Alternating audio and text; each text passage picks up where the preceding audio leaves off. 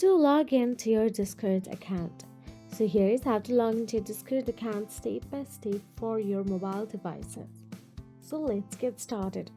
First of all, make sure that you have downloaded the Discord app on your mobile device, and once downloaded, simply tap on the Discord app from the home screen to open it.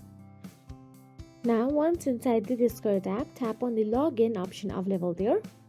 Once you tap on the login, you'll be navigated to enter your credentials as in account credentials to log into your Discord account. Now all you have to do is enter your email or phone number and password and simply tap on the login option available there.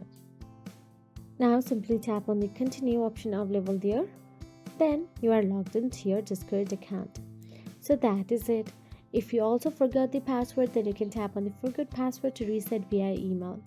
If you found this video helpful, please like, share and subscribe our channel, and thank you so much for watching.